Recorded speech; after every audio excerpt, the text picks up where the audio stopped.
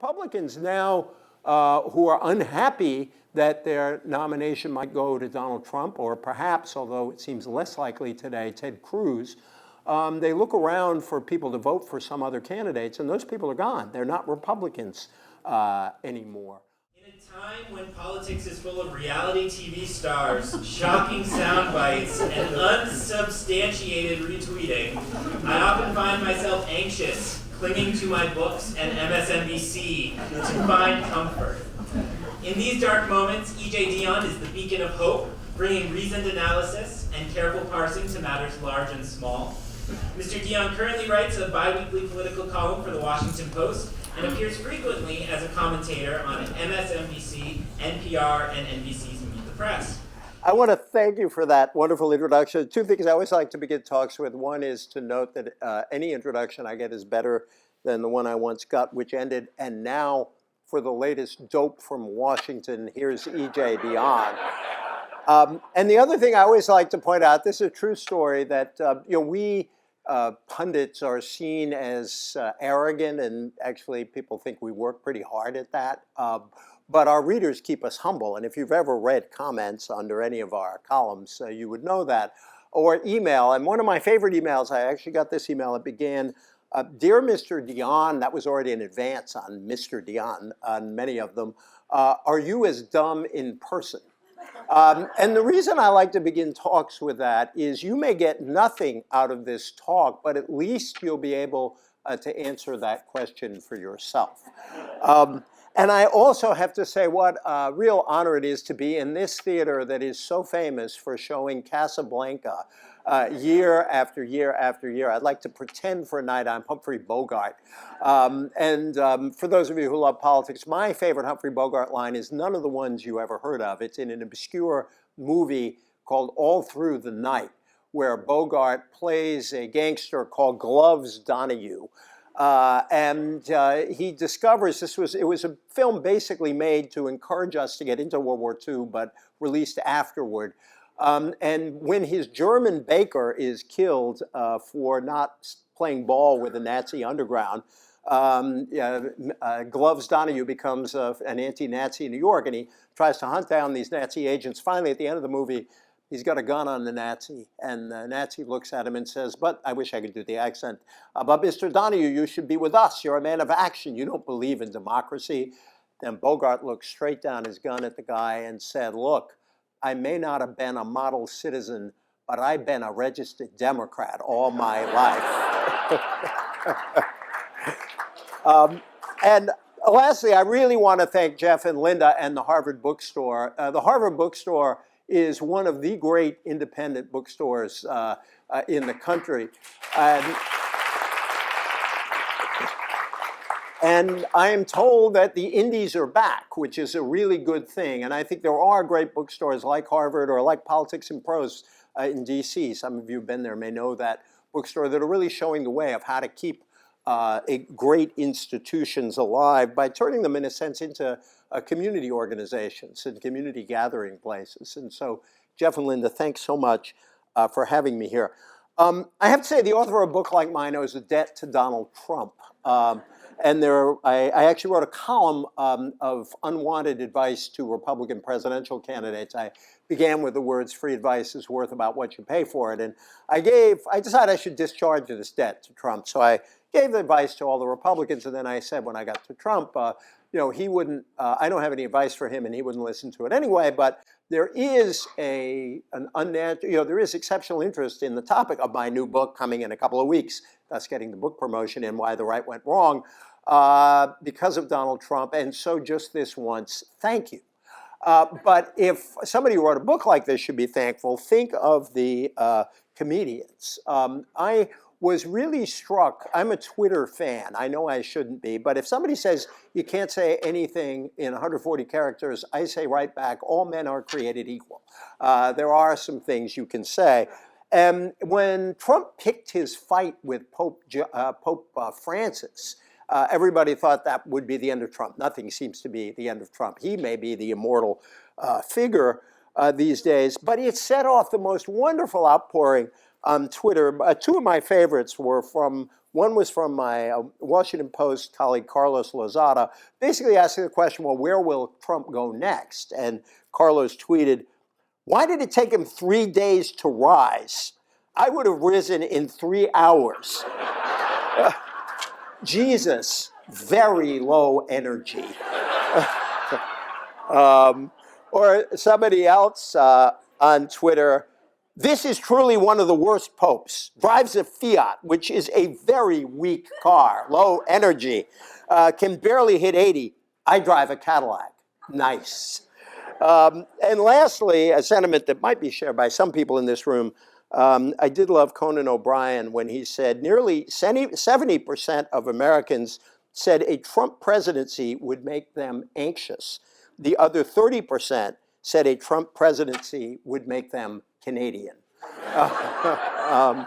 And so there we are.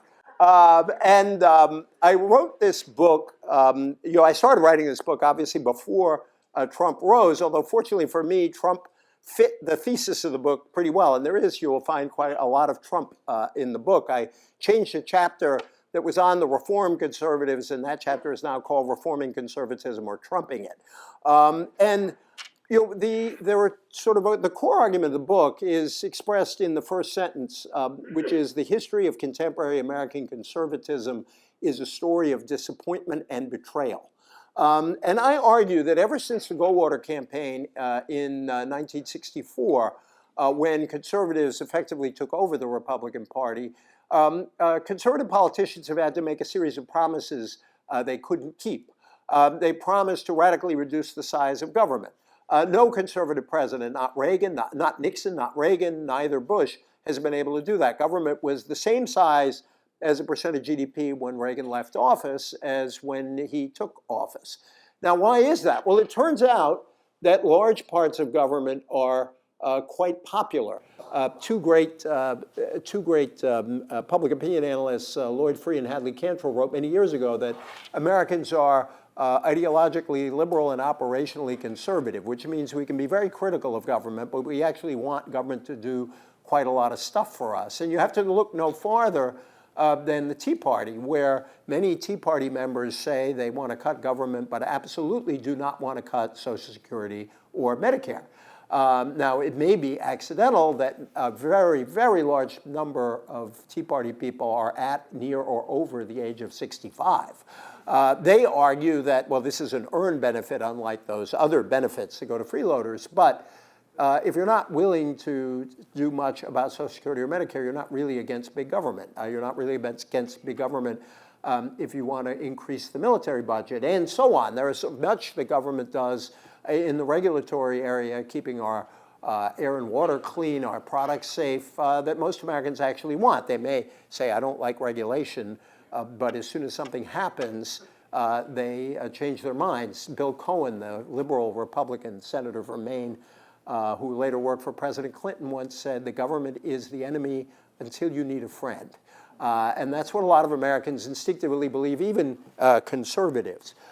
They promised to roll back the cultural changes of the 1960s. The fact is, most Americans do not want to go back on equality between men and women. They don't want to go back on the gains of the civil rights period. Yes, there continues to be backlash, and we can, in the Q&A, I'd be happy to talk about the role of race, because it does play a very important role in the creation of the modern conservative coalition. But we don't want to go back on that. And similarly, on the advances that have been made in gay rights and now gay marriage, there is a vast majority support for that, particularly in the rising generation. And now, conservatives are promising, seem to be under an obligation to promise to change the ethnic makeup of the country that really was set in motion by the Immigration Act of 1965. Well, most Americans know you are not going to deport 11 million people who came here undocumented, and many Americans rather doubt that the Mexicans will pay for that wall that Donald Trump wants to build. So conservatives had to make these promises, and their base says, well, we've elected you, we keep electing you, and nothing happens. So is it any surprise that there has been a steady radicalization within the conservative movement? Is it any surprise that people are now turning to Donald Trump, who, whether he believes all this or not, really seems to believe it. And I think the very extremism of some of Trump's language adds to his credibility to those who are particularly upset in the Republican Party. A second story I tell in the book is about the white working class. And large numbers of white working class voters started voting Republican beginning with in the Nixon years, actually, and then we talked a lot about the Reagan Democrats. And yet, the white working class has gotten very little for the votes they cast for Republicans. This isn't just some liberal like me saying this. In the book, I sort of refer to people like Ross Douthat and Reihan Salam and others who talked about, following Governor Tim Pawlenty, that the Republicans ought to be the party of Sam's Club, and by which they meant that they really have to do something for these working class voters, and they haven't. So now you have the great surprise of a billionaire leading a class war inside the Republican Party. That if you look at the votes for Trump, he crosses ideological lines. He gets a lot of votes from people who are very conservative as well as from people who are moderate. But the real divide is of class, that people with lower incomes and lower levels of formal education are much more likely to vote for Trump than other Americans. And that is part of the backlash that the Republican Party confronts. The book is historical for those of you, I hope, if you like history. I say this kind of self-critically. Everything I touch when I write seems to turn to history. This book was supposed to be shorter, and every time that I was reaching a conclusion, well, this led to this, I wanted to know, well, what led to that other thing? And to me, the story really goes back to 1964, although in some ways, you can trace some of it back to the backlash against the New Deal back in the 1930s. Now, the Goldwater campaign had a number of effects. What it did is begin both a large-scale purge of the Republican Party and also a large-scale retreat from the Republican Party. When the conservative movement took control of the party, they were very unhappy with how many moderate or even liberal Republicans there are. We're here in Massachusetts, which in many ways is a home of liberal republicanism for many years. Think about people like Ed Brooke or Leverett Saltonstall or Governor Frank Sargent. These folks had no room in the party that the Goldwater conservatives had in mind, and so they were purged. Jacob Javits lost in New York. Tom Kuchel lost in California.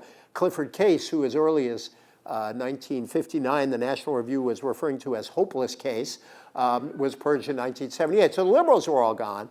And then they went for the moderates, and slowly moderates were defeated either in primaries or by Democrats who had long voted for moderate to liberal Republicans because they kind of respected them, and then realized that they were empowering in Congress an increasingly conservative Republican leadership. A good example is in my own district where I now live in Maryland, where Connie Morell, a very, very popular progressive Republican, was finally voted out. A little artful gerrymandering by the Democrats, I should say, but mostly because Democrats who had always voted for her, still liked her on the day they voted her out of office, didn't want to empower the Republican leadership, the Gingrich and post-Gingrich leadership.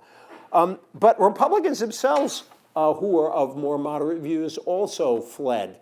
Again, you see it here in Massachusetts. You saw it right between 1960 and 1964. Barry Goldwater got half the vote, just a little over half the vote that Richard Nixon had gotten against John F. Kennedy 4 years earlier. If you look at suburban counties all over the country, places like Middlesex County here, the collar counties around Philadelphia, and you could reproduce that all across the Northeast and Midwest and on the West Coast. These former Republicans either became independents, or many of them converted outright to becoming Democrats. So that when Republicans now who are unhappy that their nomination might go to Donald Trump, or perhaps, although it seems less likely today, Ted Cruz, they look around for people to vote for some other candidates, and those people are gone. They're not Republicans anymore. A particularly good example of that is, how many of you remember Christine O'Donnell, whose most famous line is, "I am not a witch"? Christine O'Donnell defeated one of the most thoughtful Republicans in Congress in a primary, Mike Castle, because all the Castle Republicans were gone. I was up there, and I was amazed just to walk into his headquarters. Once Castle had never lost an election in Delaware from 1966 forward, and yet the Republicans who had always voted, the people who sustained him in office were actually Democrats, and there were not enough Republicans to support him in the primary. In the book, by the way, I tell a twin story about the Tea Party period of how Mike Castle lost and how a Tea Party Republican called Mick Mulvaney also won, and they came to the Castle ran into trouble, and Mulvaney decided to run for Congress in that same Tea Party summer that we remember in 2009. So what are we to make of the sort of historic figures in the party? I have a lot of fun talking about the Reagan presidency. And one of the things I did before writing this book, I mean, I'm a liberal of social democratic inclinations.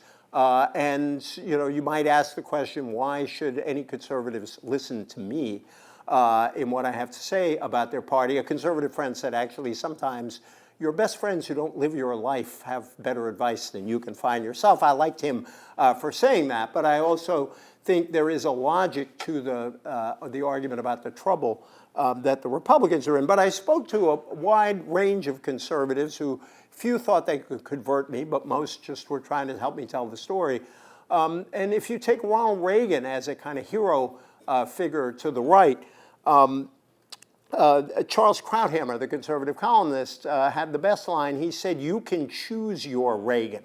And at the very heart of the movement, this hero, Ronald Reagan, is really two people at once. There is Reagan, who was the movement conservative, the person who gave a great speech in 1964 for Barry Goldwater that created him as a national figure. And by the way, one major thing that Barack Obama and Ronald Reagan have in common is both of their careers were made by one big speech, which led to many other things. And yet Reagan governing was far more pragmatic. He was blessed, actually, to have to govern with Democrats, both in California and in Washington, where Tip O'Neill ran the House. And he was willing to compromise when he had to. So the same Reagan who cut taxes radically raised taxes several times afterward. And fortunately for Reagan, the conservative movement never blamed him for this.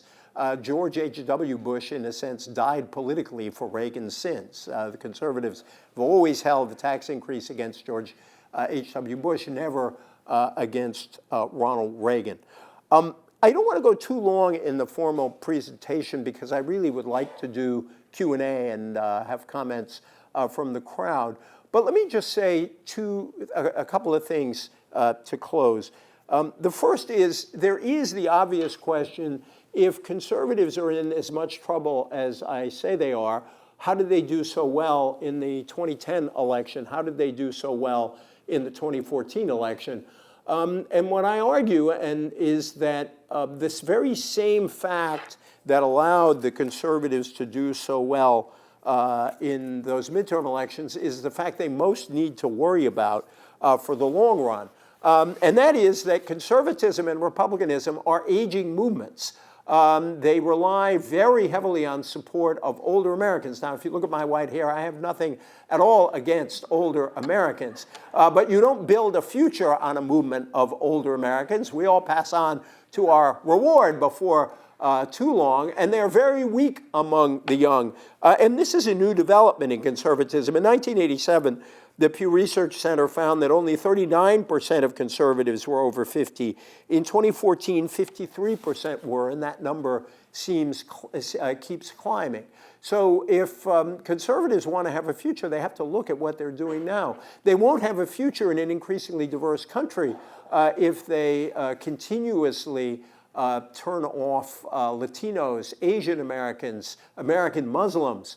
If you wonder what Donald Trump nomination would turn into, one I strongly suspect would be the highest turnout of Latinos ever in American history. And this is a real problem for the Republican Party. There are Republicans who understand this. One of the people I spoke to, who was very eloquent on this, is Jim Brulte, who is the Republican chair out in California, who basically wants to hold his state up to the National Party and say, this is what happens when you alienate large numbers of Americans. California's demographics are where the nation will be in about 20 years. And Brulte said, we were Ronald Reagan's state, and now we are very democratic. And he's trying to slowly rebuild the party by opening it up again. But the Republicans will seem nationally to be headed in the other direction.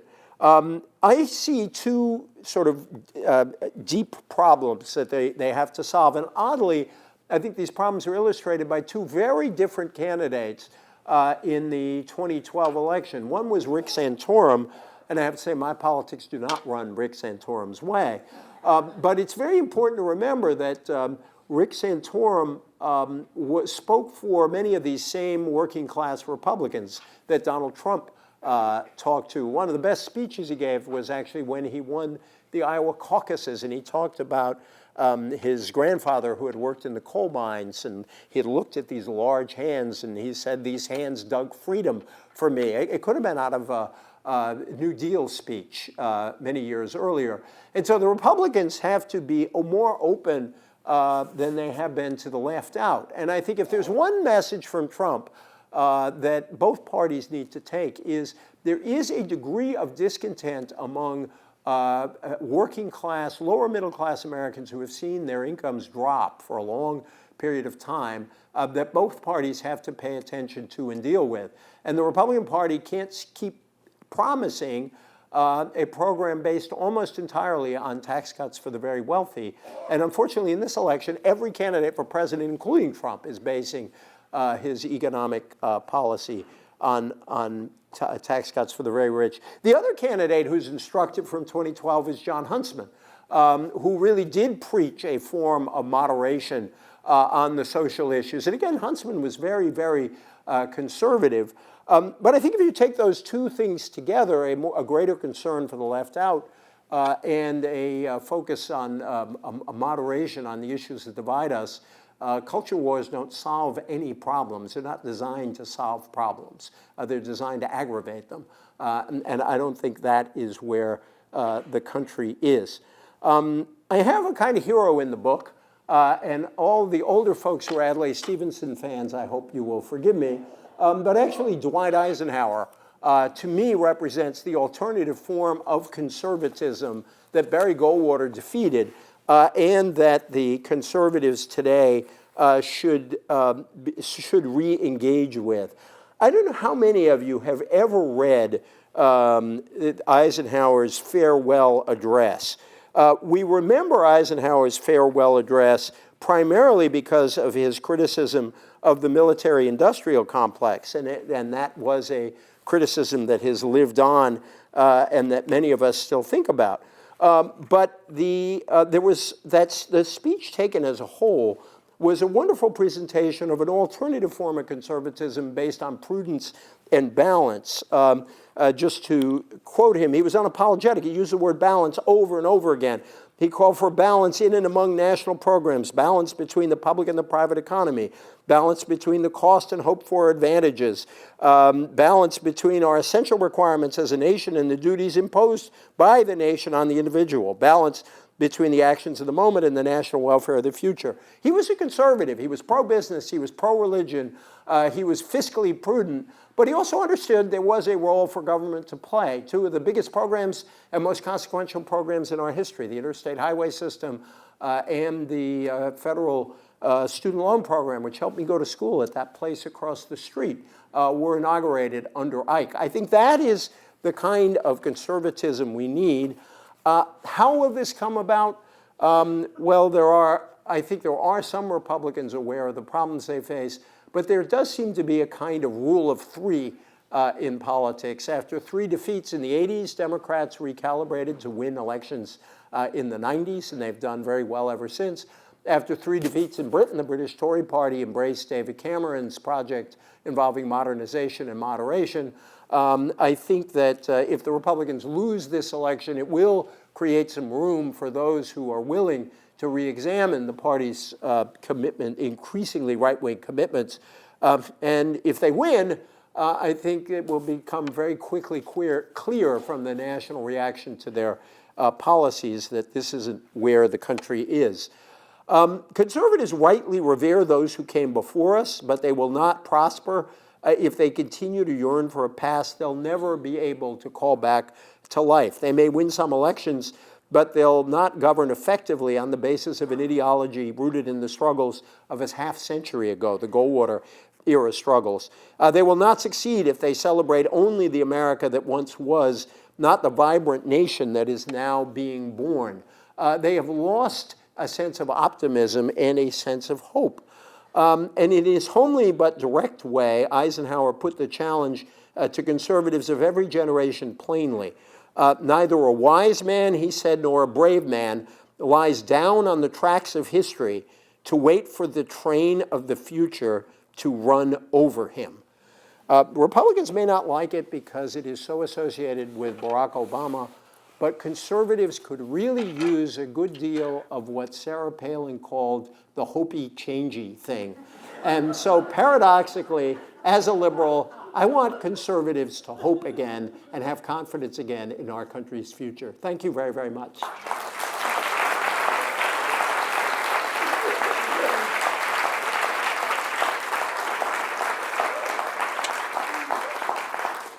And now I'll take questions, dissents in the back of the room. If you could be a little loud so I could hear you, and I'm going to repeat the question because I understand this is going on tape. And just because I love to know who is talking, if you could identify yourself. You don't have to, but it would be fun for me. Go ahead, sir. Right there. You had the first hand, so you deserve the first question. My name is Walter Wilson. I live in Watertown. Excellent. Do you think there's any chance the GOP could go the way of the Whigs? Well, I think there is. It's very hard to go the way of the Whigs. The Whigs are underrated, by the way. I could give you a long, wonderful lecture on the Whigs. I'm very fond. John Quincy Adams is one of my heroes. But one funny story, I wrote an earlier book where I really talked a lot about the Whigs. And as some of you know, I do argue and talk about politics with David Brooks every Friday, pretty much every Friday on NPR. And I walked in one day and I looked at David and I said, I finally understood. It was worth writing this book just because I finally understood why you were crosswise with current American politics. You are the last living, surviving American Whig. And if you examine David's politics, he really is a Henry Clay Whig. But I think that there is a danger of that in this election, and particularly if Trump is the nominee, because I think the party could face defections and possibly splits at both ends. On the one hand, there are a lot of remaining Republican moderates who have no interest in running with Donald Trump. And I've heard quite a few moderate, and even some fairly conservative Republicans say they would vote for Hillary Clinton rather than vote for Donald Trump. So that's on the moderate side. But there are also a lot of conservatives who look at so much of what Trump stands for and says this isn't conservative either. And I did an event with Bill Kristol where we were kind of talking and arguing about my book. And Bill said flatly that he thought there should be another conservative candidate. If there should be a real conservative candidate if Trump is the nominee. He actually welcomed Bloomberg, probably because he knows Bloomberg would split liberal votes. And he said, I wouldn't mind a four-way race. And I pointed out to him that the last time we had a true four-way race, we had a civil war the next year. So I don't know if I want to go down that road. But so I think it's conceivable. I think these parties are very durable. Look at what happened when I covered that campaign, the 1912 campaign, when the Republicans split and they nominated, TR ran as a progressive, and Taft got shellacked, got 23% of the vote, but the party survived. So it's very hard to go the way of the Whigs, but I think there's at least an outside chance that could happen, at least at the presidential level. Please. Could I go to that lady in the back just to, we believe in gender equality here. Why do you think Jeb Bush did so poorly this time around? There were so many things I'm tempted to say. But poor Jeb, he did have some problems as a campaigner. I can't do his grrr, but there were some of those problems. But I think it was structural. One of the things that, when I talk about the Tea Party in my book, I argue that it actually, even though it didn't formally begin until Obama became president, that sentiment began to take hold under George W. Bush, that a lot of conservatives believed that Bush failed not because he went to Iraq or because of the economic meltdown or because he cut taxes too much, but because he was a big government conservative and because he supported immigration reform. You had a lot of conservatives who really didn't like Bush, and it was convenient for conservatives to call him a big government guy and to hang it on that, even if the money was spent in Basra and Baghdad and not in Biloxi and Buffalo, because it was easier for them to maintain their position. I quote Laura Ingraham, the right-wing talk show host, who said that the Bushes underestimated the degree of hostility to them and their policies in the Republican base. So I think that's part of it. I think there were establishment Republicans who just thought politically it was a bad idea to run another Bush at this point. And that Bush was not the strongest candidate to play against Hillary Clinton. I mean, that if you ask most Americans which was the better decade, the Bush decade or the Clinton decade, they answer the 90s. Hillary Clinton likes to say, what was it about peace and prosperity you didn't like? And so I think all of that was problematic for Bush. And then along came Trump. Because Bush still had some pretty good numbers when he started out. And at some level, I disagree with him on a lot of things, but I think there was a basic decency there. And the one thing I really did admire about Bush was he stood up almost alone to Trump's Islamophobia repeatedly in the debates. And it didn't help him much, but it was something that needed to be done. But he was totally thrown by Trump. He didn't know what to do with this. And the fact that his response seemed so irresolute early on only made it easier for Trump to say, he's weak. The exclamation point in Jeb should be a period and stuff like that. I mean, it really hurt him. So I think there were multiple reasons why, but the Bush legacy was a hard one to carry this soon after W's presidency. Sir?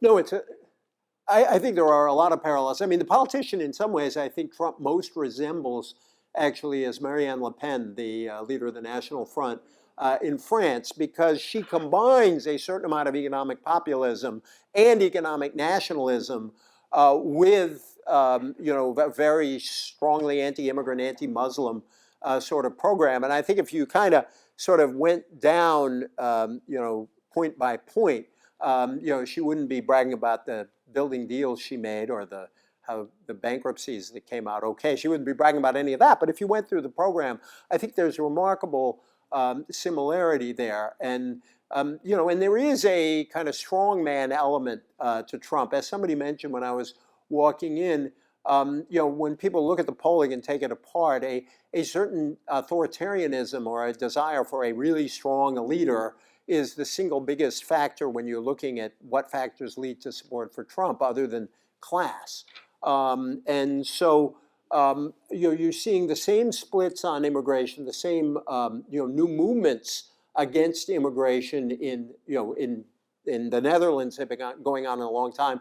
Even in lovely social democratic Sweden, there is an increasingly strong anti-immigrant party.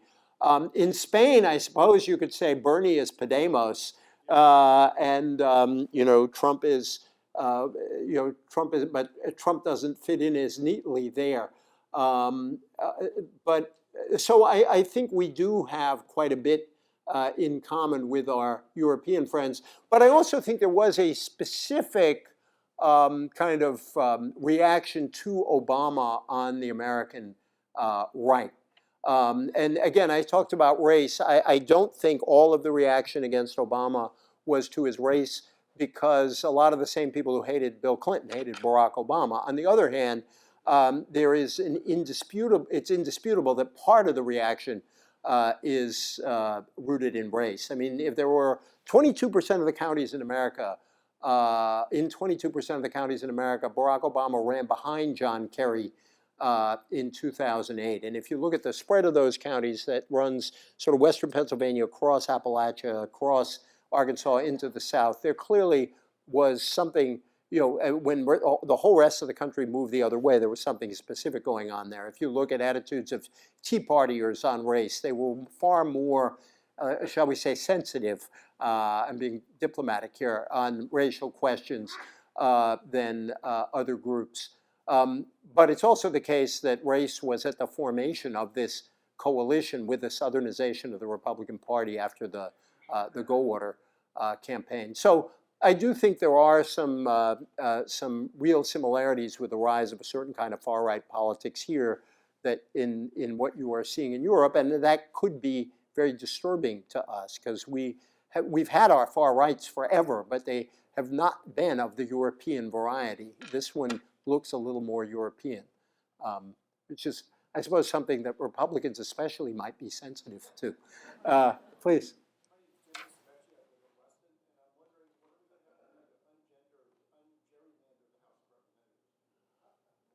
That's a good point. I am very anti-gerrymandering. I also want to say that I don't think gerrymandering is the first cause of this problem. I think it's the aggravator of the problem. In other words, I think that the political polarization has political and ideological roots first, but gerrymandering makes it worse.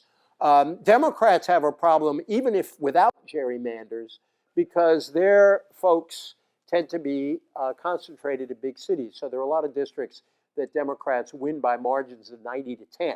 You don't want to win seats 90 to 10. You want them spread all over the place, and you want to win them 55-45, which is what gerrymanders do. And historically, both parties have done gerrymanders, a word, by the way, that comes from this great state, my home state of Massachusetts, as many of you know. It was a district up in Essex County. And somebody, when Governor Jerry, although I still think his real name is Gary, it must be, there's probably a relative in the audience here. But he was a Jeffersonian, and they had gerrymandered the Federalists out, and somebody said that looks like a salamander, and they said, no, it's a gerrymander. So that was Massachusetts' an early governor. But after the 2010 elections and this census, the Republicans really went to town on the Democrats, and that they won full control of the process in key Democratic-leaning or purple states. So that if you look at the lines in Pennsylvania, in Michigan, in Wisconsin, in North Carolina, the vote for the House has almost nothing to do with the distribution of the seats. In Pennsylvania, as I remember the last election or the one before, Democrats got more than half the vote and got like a third of the seats. So I think it is a problem.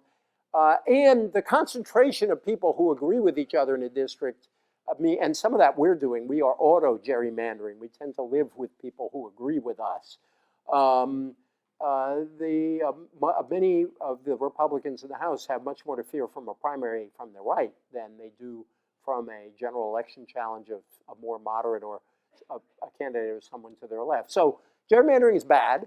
It means the politicians pick the voters, not the other way around. It aggravates the polarization problem, but I don't believe it's the first cause of what we're facing. By the way, if you're talking about structural things, I am really worried about the voter suppression laws that are passing. And if you ask, my favorite is this partisan? Texas passed a law that said you could use a gun license to vote, but you couldn't use a student ID. Gee, I wonder why. I thought maybe liberals will start a campaign to arm all Texans, and allow them to vote. And ask yourselves, do these laws discriminate? Well, if you live in the suburbs, you live in an urban area, you have to go get a driver's license. If you live in the city where all those Democrats are, if you're too poor to own a car, you don't get a driver's license. And some of these laws are structured in a way to suppress the vote. And if you follow my argument, which is that Republicans in the long run face this demographic problem, you can change your ways and try to appeal to new groups, or you can try to keep people from voting. David Frum, again, a dissident conservative, sort of was very explicit saying we conservatives shouldn't want to pursue that strategy. But I look at the voter suppression laws and I wonder, is that the route they really want to go? I don't think that works in the long run either. I think there are enough real small d Democrats on the conservative side to know there's something fundamentally wrong with that. But it's that really disconcerts me a lot, what's happening on the voter laws. Please, in the back. Yes? If you could apply your historical knowledge to speculate some decades in the future, a book like this is coming out, only instead of saying from Goldwater, it says from Trump. And assuming, what would that book be about, assuming it's not a post-apocalyptic house? Sounds like a good thriller, actually. This whole campaign could have been a thriller, and in fact, a lot of us expected it to. By the way, I got a question I gave a talk at the Short and Seat Center today about all the punditry being wrong about Trump, which is entirely true, and I think pundits ought to have a certain humility about that. On the other hand, was it really so crazy to think that his candidacy would be kind of clownish and therefore not succeed? In other words, the notion that there is something genuinely surprising that a campaign like this could actually succeed I don't think someone should be faulted for going in with that assumption. It turned out that he was rather clever about the way he did it, and that there was a lot of tinder there to set fire to, in particular with indoor, for the reasons I described earlier. A post-apocalyptic thriller. See, I guess partly I am an optimist or a hopeful person by nature. I truly do not believe Donald Trump is going to win the election. And you can hold me to it. I'll come back and you can stone me if I am wrong about this, the pundit punishment, or you can throw polls at me. But I don't think that's where the country is. If you look at the number of Americans who disapprove, have an unfavorable view of Trump, they vastly, all of us, not just in a Republican primary, they vastly outnumber the people who approve of him by almost 2 to 1. His numbers are obviously very low among Democrats, also very low among independents. You look at the diversity of the country and you say, can this succeed? And let's be realistic here about how many people does Trump actually represent. Let's assume at the high end, he's got 40% of Republicans, and let's assume that Republicans and their sympathizers make up 40% of the country. That is 16% of the whole country. I mean, Donald Trump has been able to capture our imagination, or at least the media's imagination, with a remarkably limited amount of support. And the other thing is, I guess I prefer to write a happy ending story than a techno thriller, because I do think if we went down that path, I don't think it would last very long, because I don't think the country would support it in the long run, and unless Trump really did not govern at all the way he has spoken on issues like immigration and race, which is conceivable. I mean, we don't really know what Trump thinks about anything, and it's true. He's had a position. He's had almost every position at some point in his life. And I think that we'd be weaker in the world with this position. I think that we'd be much more divided as a country. I don't see it. My favorite Churchill quote, that many of you know, I'm sure, Americans always do the right thing after first exploring all of the other possibilities. I still really believe that. I think our history actually proves that, and it takes us time. And we were a country that had slavery, and we eventually abolished it. And we were a country that has had many flaws that we have overcome. And one of the things I talk about in the book is actually the sort of competing narratives about what makes America great. I like, by the way, Let's Make America Great Again. There are new baseball hats that say America is already great on them. But when President Obama's Selma speech, I thought, was one of the great speeches of his presidency. And there were some who would celebrate everything we were in the past and say we must be more like that. What Obama was talking about in Selma was this continuing capacity we have for reform and self-correction. And that's what the Selma speech was about. That's what the Civil Rights Movement was about. That's what the Progressive Movement was about. And so I think after many and various detours, we end up in the right place. And as I said earlier, I really hope that the lesson people take from Trump is not that the network should give him tons of free time, which is a whole other question we could talk about, or not that you can easily transform yourself from a reality TV star to a presidential candidate, but that there is a discontent that he is tapping that we as a nation need to do something about, because the people who are angry have a right to be angry about a lot of the things they're angry about. The solution isn't to shut the country down to people different from the current ethnic makeup of the country, but they have legitimate complaints. So that's my happy ending. We'll learn from Trump that there's discontent, and we deal with it as a country, make ourselves fairer. Thank you. Took me a while to get around there, but sir in the back with the check. Yeah, I was just going to agree that a lot of discontent comes from both of the sides, right and left, and one of the issues is corruption, that they're talking about in totally different ways, and they're targeting different people who they think the culprits are. And according to a couple of New York Times articles, one called "Foreign Powers Buy Influence of Think Tanks," and another "Is Money Corrupting Research?" The think tank, the Brookings Institute, has been accused of taking funding from Qatar, Norway, and other countries in exchange for political favors and favorable research. Senator Elizabeth Warren also found that one of the, I believe it was Robert Laykin, was taking favors from financial institutions in response for research. So is it possible that the people on both sides are unhappy at the government, not because they're old and because they're white, but because there's so much quantifiable corruption coming from the government on both sides, from Democrats, Republicans, and the media who are supposed to be watching them? Yeah, a couple of things. I should say right up front that I've been part of the Brookings Institution for 20 years now. So just that's a required disclosure. And Brookings wasn't accused of taking that money. They acknowledged that they took that money. It was public that they took that money. I have never received any foreign money for my research, I should also add.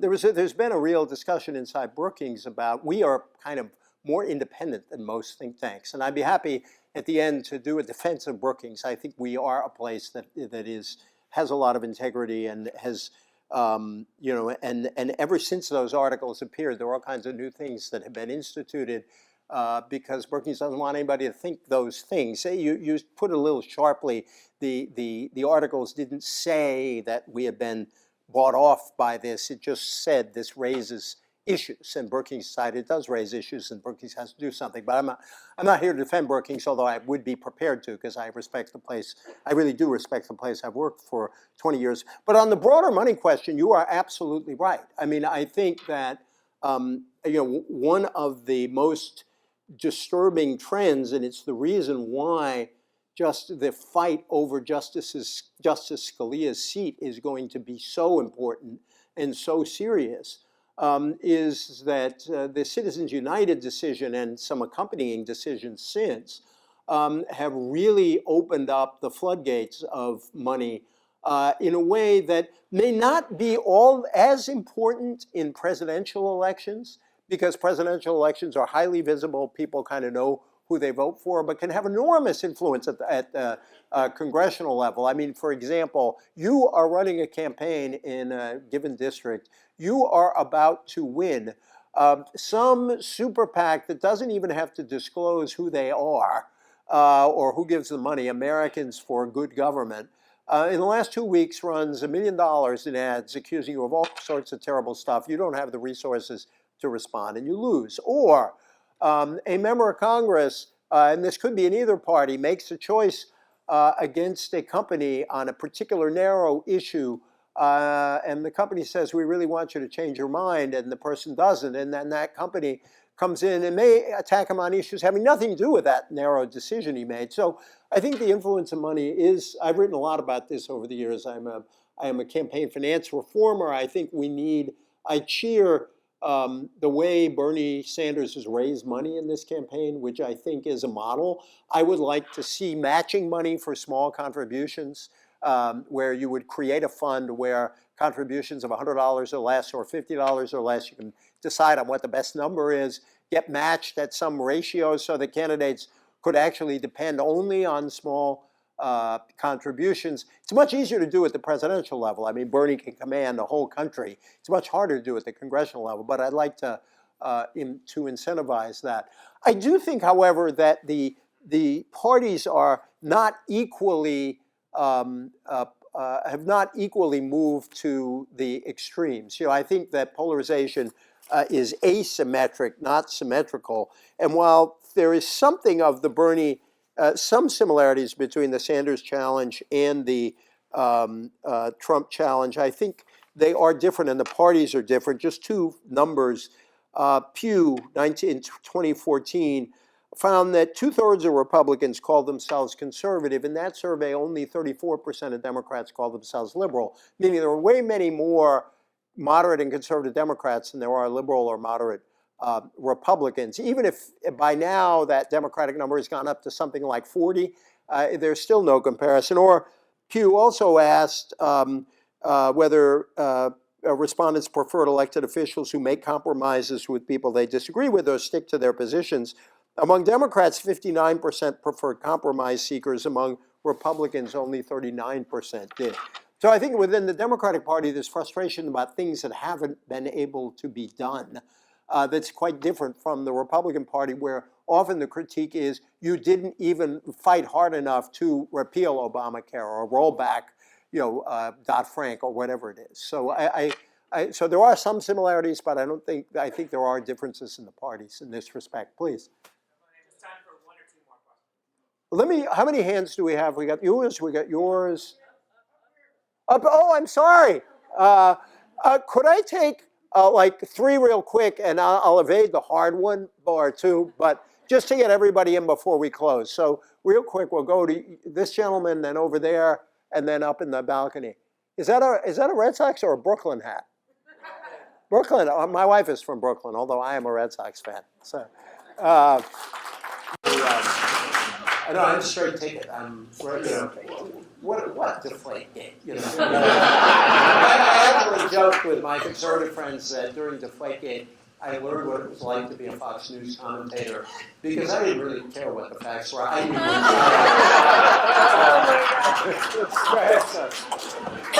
My name is John. I'm from Watertown, and it certainly seems like the Republican establishment coalescing around Rubio. And just wondering, what do you think of Rubio? And also, I was thinking, who would Rubio pick as his running mate in case of Ohio? Does he think that you have a moderate Republican that seems to, again, not getting any support, but he would be certainly good at picking for these moderate Democrats who might support the voice of Rubio. Rubio. Then over here, somebody had a hand.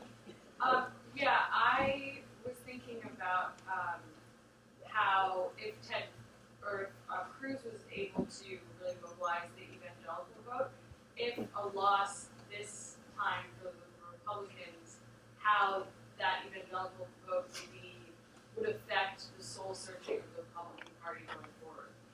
Excellent question. And then my gentleman from Brooklyn. I'm Dick Winfield. I'm a lifelong Republican since my mother made me campaign for me. Hey, man, he was a good Republican. I like Weather Wilkie. I voted for Obama while on a cruise in the Navy with a Tutti hat. I voted for Jimmy Carter twice. I did not vote for the movie star, and I voted for Obama twice. My question tonight is, in retirement, I watched MSNBC regularly, see you on it, and I watched Benghazi Bill O'Reilly regularly. When are you and your colleagues ever going to start talking about issues and not talking about who's in first place, who's in second place, who they get nominated? They give sound bites and cherry-picked statements. One issue, Common Core, which I feel very strongly about, and here in Massachusetts you're about to vote to eliminate it. I've heard it mentioned 4 times, and only in an ad against a Republican who was in favor of it. When are we going to hear about the issues? Well, thank you. Thank you very much. By the way, you are evidence for me. You are exactly a Wendell Willkie Republican is exactly the kind of person who has had a voting history such as the one you had. Let me go through them and I'll close with that because it's a good question. Rubio, my own view was that Jeb Bush should have promised Chris Christie the Secretary of State's job if he stayed in for 2 more debates, you know.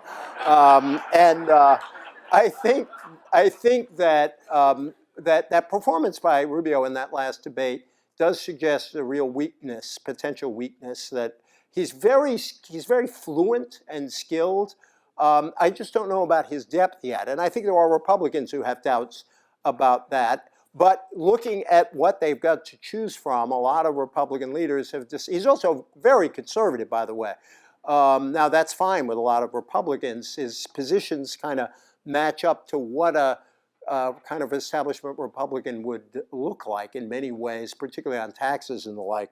I think they picked him because they don't think Cruz can win the election. They don't want Trump, and they're not willing to take Kasich as seriously as actually I take him as somebody who could win the nomination. On paper, a Rubio-Kasich ticket would be dangerous to the Democrats. I just don't know how. I just don't know whether Rubio has the staying power or not. He's got a shot at the nomination, but he still hasn't won anything. And that is, you know, it's a remarkable thing to give a series of victory speeches without winning anything. I wish I could figure out a line of work where that worked. But on paper, he's a strong candidate. The evangelical vote is fascinating. I mean, Ted Cruz did not do as well as he needed to in South Carolina because a lot of evangelicals are voting for Trump. And I think that is fascinating. I think that could be the beginning of the end of the religious conservative movement as we used to know it. And I think it reflects a kind of split between an assertive moralistic movement, I use moralistic neutrally here, versus a very defensive movement. A minister, a religious conservative told a friend of mine, a lot of our people are so angry they just want to push back hard, and Trump is their vehicle for pushing back hard. Evangelicals are a very big chunk of the Republican Party, particularly in certain states. So I think they will play a role in what I'm talking about. But younger evangelicals are somewhat different than older evangelicals in thetheir attitudes. They are more sympathetic to gay rights, even if many of them aren't for gay marriage. They care a lot. They care about poverty. So I think there's going to be some ferment inside evangelicalism over the coming decades. And on your question, all I can say is you wouldn't write a book this thick if you didn't care about the substance of issues. And I do agree that, on the one hand, there's a defense of horse race reporting by the late Jack Germond, which is simply, if you don't like horse race reporting, why is it that whenever I talk to anybody, their first question is who's going to win? Or will, in this case, Trump win? Or will somebody win? So there's a perfectly good case for it. But I've always thought that horse race reporting is better if it's also linked to issues. For example, in Trump, I'd like to see a lot more exploration of why people are voting for Trump and how politicians should think about responding to those discontents, or not, if they are discontents that shouldn't be responded to. And on issues, the paradox of the new media is if you really care about an issue, you can get enormously thoughtful and detailed information somewhere on every issue you care about. I'm sorry? Right, meaning, are you? Right, well, the Times, we at the Post like to do it, but you're right. But not only, had to put that in. But also, I'm talking about even more in depth than in the New York Times, if you look for it online. On the other hand, there's an awful lot of other media out there where you can get, where the focus is on sort of entertainment and very once over, what's the political effect of this issue. All I could say is citizens should demand more of this from their media outlets, and it would actually probably be good for people who do the kind of work I do, so I welcome that. But there are a lot of people out there in the media trying to do exactly that kind of reporting. And I just want to close. I am very worried about a media system where it is so easy for all of us to be spend a lot of our time simply being confirmed in our views. And one of the reasons I wrote this book, there's Jim Kloppenberg. Are you here? Professor Jim Kloppenberg. I'm going to close with him because he quoted St. Paul. He has a new book coming out in about, what, 6 months, is it? Called Toward Democracy. Is that right? And it's a history of the idea of democracy. And at the end, and I think of this is a wonderfully democratic idea. He quotes St. Paul, who said that we must see through the eyes of other people and think with the minds of other people. And that's a real challenge to all of us. And I'm a very opinionated columnist, but I tried real hard in this book, even as I criticize conservatives, to try to see through their eyes and think with their minds. And I'm grateful that they tried to help me along with this, even if they didn't persuade me. And anybody who shows up for a book talk by the Harvard Bookstore clearly is exactly the kind of person that St. Paul was talking about. So I thank you all very much for coming tonight.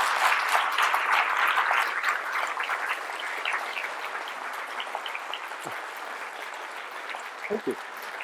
Thank you very much. Thank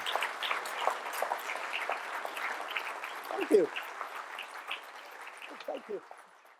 The Second Amendment, as I'm sure you all know, is part of the Bill of Rights.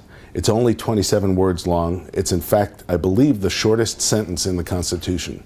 It reads in its entirety, a well-regulated militia, comma, being necessary to the security of a free state, comma, the right of the people to keep and bear arms, comma, shall not be infringed.